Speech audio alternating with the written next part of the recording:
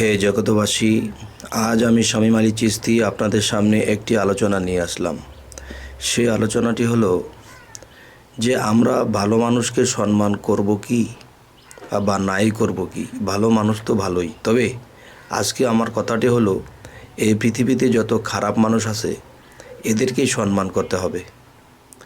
আর এই খারাপ মানুষ যদি না থাকতো তাহলে আমাদের কি হতো, যে আমি যদি ভালো হই তাহলে আমি যে ভালো এটা প্রকাশ করবে কে?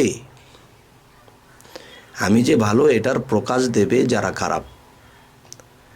যেমন একটা কথা আছে, অন্ধকার না থাকলে কি আলোর মূল্য আছে কি? কম না থাকলে কি বেশির মূল্য থাকবে? খারাপ না থাকলে ভালোর কি মূল্য আছে? তো এই পৃথিবীতে একটা জিনিস আমি আপনাকে ইঙ্গিত করব, হে জগতবাসী, আপনাদের ইঙ্গিত করে যাচ্ছি। সেটি হলো যে আবু জাহেলকে সম্মান দেওয়া উচিত। হয়তো অনেকেই এই কথাটা বলবেন যে নাউজুবিল্লাহ। তো নাউজুবিল্লাহ কথাটি একটু পরে বলবেন, এমনও হইতে পারে এই কথাটি সুবহানাল্লাহ পরিণত হতে পারে। সে কথাটি হলো যে আবু জাহেল কিন্তু নবীজির বিরোধ করেছেন কীরকম, যে আবু জাহেল নবীজিকে বলতো যে আবদুল্লাহর পোলা নবী হইয়া পড়ছে। তো ঘরে ঘরে যাইতো, সমাজে সমাজে হাঁটতো, তখন আবু জাহেল কী করতো, এই তোরা শুনছিস রে, আবদুল্লাহর পোলা নাকি নবী হয়ে গেছে, আবদুল্লাহর পোলা নাকি নবী হয়ে গেছে। তো মানুষকে বলতো, তো যারা মুহাম্মদ সাল্লাল্লাহু আলাইহি ওয়াসাল্লামের প্রতি প্রেম ভক্তি বিশ্বাস ছিল তারা মনে মনে বলতো আলহামদুলিল্লাহ যে আল্লাহ তাকে নবী বানিয়েছে। তো তিনি কেন বলতেন?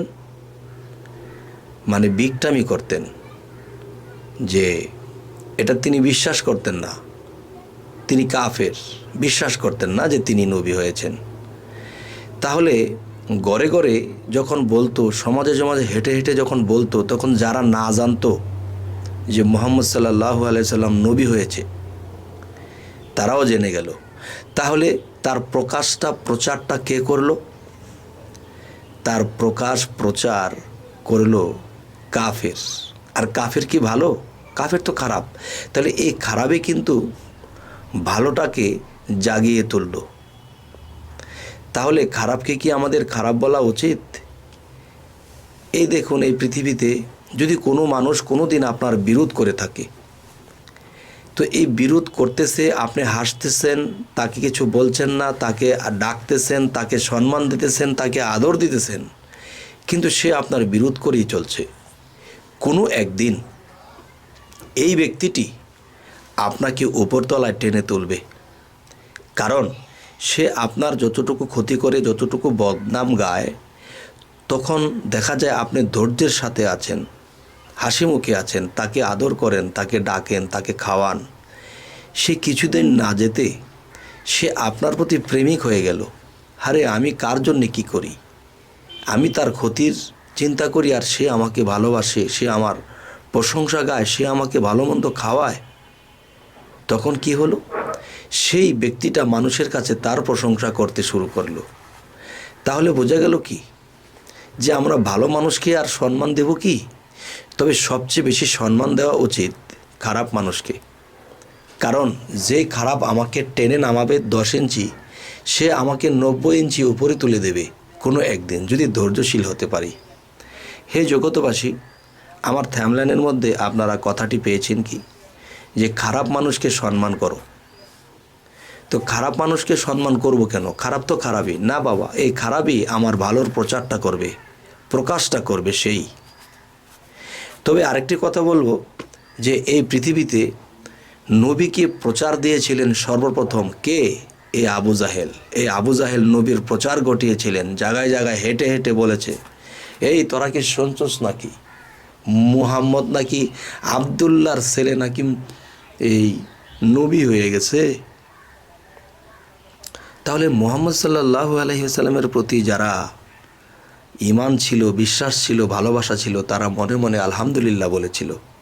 তাহলে তারা জানতো না, কিন্তু আবু জাহেল তাদেরকে এটা জানালেন। তিনি যে জানালেন সে তো ভালো মন নিয়ে জানাননি, তার ভিতরে খারাপ উদ্দেশ্য নিয়ে তিনি জানিয়েছিলেন, কিন্তু প্রেমিক ব্যক্তিরা বিশ্বাস করেছে। তবে এই জন্য বলি, এই বর্তমান পৃথিবীতে আমরা চলতে গিয়ে কত খারাপ মানুষকে গালমন্দ করি, কত খারাপ মানুষকে বকাঝকা করি, কিন্তু না, আমাদের এটা করা উচিত নয়।